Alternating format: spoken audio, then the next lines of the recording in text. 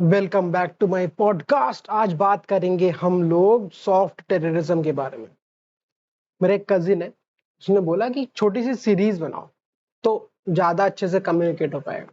तो यही web series बनाएंगे कि 10 एपिसोड का सॉफ्ट टेररिज्म को डिफाइन करेंगे। अब सॉफ्ट टेररिज्म क्या होता है और हार्ड टेररिज्म क्या होता है? हार्ड टेररिज्म AK-47, बम, धमकियां, ओपन थ्रेट्स, ये हो गया आपका हार्ड टेररिज्म। सॉफ्ट टेररिज्म क्या होता है? कैसे न कैसे आपके देश को बेवकूफ बना के रखा जाए, है ना। अगर मान लीजिए आपके देश में दो ग्रुप्स हैं, उनको आपस में लड़वा दिया जाए। वो आज 100 साल से एक साथ रह रहे थे, उनके पास पॉलिटिकल डिफरेंसेस 100 साल से थे, लेकिन आपको एक चूड़ी मिल गई और आपने वो चाबी लगा दी तुरंत ही, और वो खिलौना जो है वो जल्दी जल्दी जल्दी जल्दी बजने लगा। यही हुआ आपका मणिपुर में, यही हुआ है आपका खालिस्तान में, और यही किया जा रहा है मुसलमानों और हिंदुओं के बीच में। अब कैसे किया जा रहा है? कई लोगों को लगता है कि मुसलमान जो है किताब की वजह से जो है आतंकवादी बनते हैं। ऐसा नहीं है। आप जॉर्डन चले जाइए, ठीक है, आप जॉर्डन की विकिपीडिया उठा लीजिए, नहीं तो चैट जीपीटी से पूछ लीजिए कि कितने टेररिस्ट ग्रुप जॉर्डन में एक्टिवेटेड हैं। कौन कौन से बड़े टेररिस्ट जो हैं वो जॉर्डन की बाउंड्री में रहते हैं। ठीक है, हो सकता है जॉर्डन किसी टेररिस्ट ग्रुप को सपोर्ट करता हो, ये सभी देश करते हैं किसी ना किसी टेररिस्ट ग्रुप को सपोर्ट, बट जॉर्डन की बाउंड्री में कितने लोग जो हैं वो आतंकवादी हैं। ठीक है, सऊदी अरेबिया की बाउंड्री के अंदर कितने लोग आतंकवादी हैं। कोई मुश्किल ही नहीं है कि वहां हो सकते हैं। अभी सऊदी अरेबिया ने 90 लोगों को जो है सीधे कटवा दिया फिर से चौराहे पे लाके। क्यों? क्योंकि वो उनके हिसाब से नहीं चल रहे थे। किसी ने प्रदेश के खिलाफ कुछ बात कही थी, किसी ने धर्म में कुछ कह दिया था। कुल मिला के प्रिंस सलमान ने तय कर लिया है, प्रिंस मोहम्मद बिन सलमान ने, कि सऊदी अरेबिया 2030 तक एक इमर्जिंग इकोनॉमी बनेगा जिसका Reliance petrol, diesel, natural gas पे कम होके टूरिज्म पे और कई इंडस्ट्रीज पे ज्यादा रहेगा। अभी उन्होंने हाइड्रोजन भी जो है वो उत्पादन कर दिया है, मतलब उन्होंने फैक्ट्री लगाई, पैसा बहुत है प्रिंस सलमान के पास, और वो वन माइंड वाला खेल है। जैसे मोदी जी का यहाँ पे ऐसा नहीं है, पहले लोगों को समझाओ, फिर ये करो, फिर मीडिया को समझाओ, है ना, फिर जाके कोई काम हो पाता है। नहीं तो कोई ना कोई विरोध करने आ जाएगा। वहां विरोध वाला कोई किस्सा नहीं है। प्रिंस सलमान ने डिसाइड किया और तुरंत ही कर दिया। सेम यहाँ जॉर्डन में भी ऐसे ही है। ऐसा मानते हैं कि प्रॉफेट मोहम्मद की वारिस हैं वहां के जो रूलर हैं, और वहां पे भी कोई तरह का टेररिज्म नहीं है। तो भारत में टेररिज्म और ये सॉफ्ट टेररिज्म क्यों शुरू हुआ, कब शुरू हुआ, और आपस में कैसे क्लैशेस शुरू हो गए? ठीक है, बहुत दिन से मुसलमान भारत में रह रहे हैं। ठीक है, अंग्रेजों के आने के बाद से ही जो साफ साफ क्लैशेस हैं वो दिखाई देती हैं। पहले राजा राजा लड़ते थे, है ना, वो नवाब लड़ता था इधर वाले से, और इधर वाले लड़ते थे उससे, तो राजा राजा की लड़ाई होती थी। ठीक है, फिर इन लोगों ने वायनाड में कत्ल करवाया हिंदुओं का मुसलमानों से। ठीक है, उसे कहते हैं मोपला नरसंहार, मोपला मैसेकर। ठीक है, पहले वहां के मुसलमानों को परेशान किया अंग्रेजी नौकरों ने। ठीक है, लेकिन वो सारे के सारे ब्राह्मण थे, ब्राह्मण थे, ठाकुर थे, उच्च जाति के थे, या फिर लोग ऐसा मानते हैं कि वो उच्च जाति के थे। हो चाहे जो भी हो, भाई जो लिख देंगे अंग्रेज वही मानना पड़ेगा आपको, है ना, सिर्फ समय उन्हीं की कलम थी।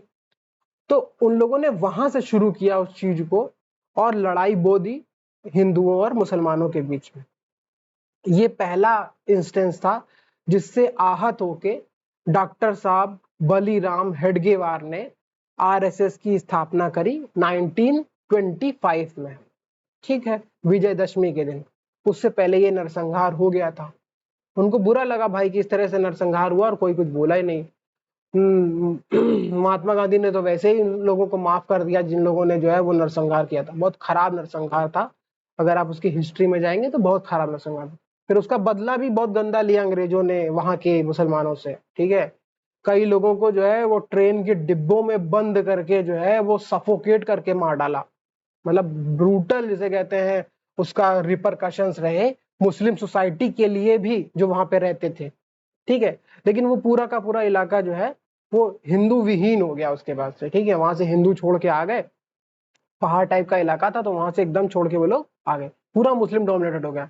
आज वही इलाका आपका वायनाड और ये सब इलाके जो हैं वो सब वहीं आते हैं जहां बिल्कुल जो है हिंदू नहीं बचा है, वो भाग के मैदानों में आ गया है, ठीक है।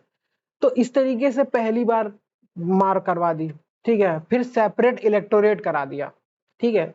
अब इसमें सरदारों वाला भी बताएंगे, बट अभी सिर्फ मुसलमानों की बात कर रहे हैं। तो उनके बीच में भी जो है सेपरेट इलेक्टोरेट कर दिया कि भाई पर्टिकुलर सीट से सिर्फ मुसलमान ही खड़ा हो सकता है।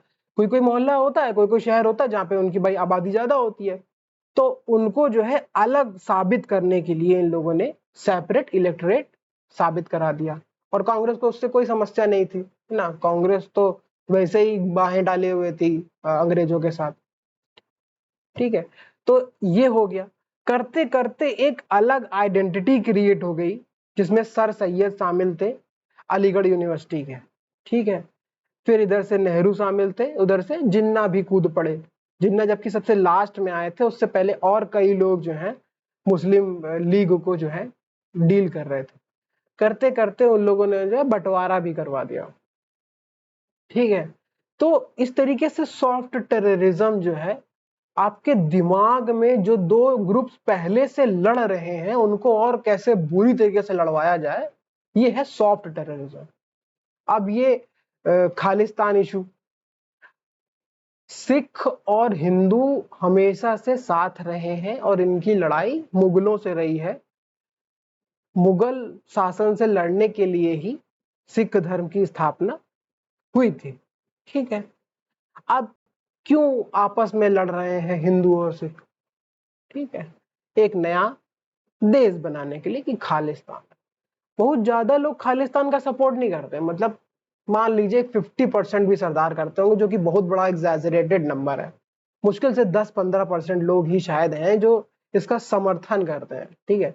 ज्यादातर वो लोग हैं जिनको वीजा चाहिए कनाडा और अमेरिका का, वो लोग कहने के लिए उसका समर्थन करते हैं, समर्थन नहीं करते, ठीक है। लेकिन ये एक बड़ा बढ़िया मुद्दा है, ठीक है, सॉफ्ट टेररिज्म करने के लिए। तो फिर भाई आपस में लड़ा दिया दो लोगों को। अब इसी तरीके से ये बढ़ता रहा, फिर हमले होंगे हिंदुओं पे, फिर हमले होंगे सरदारों पे, फिर एक नया नरसंहार और मीडिया की हेडलाइन, और भारत जो आज 7% की तरक्की से ग्रोथ कर रहा है ये फिर वापस आ जाएगा, ठीक है।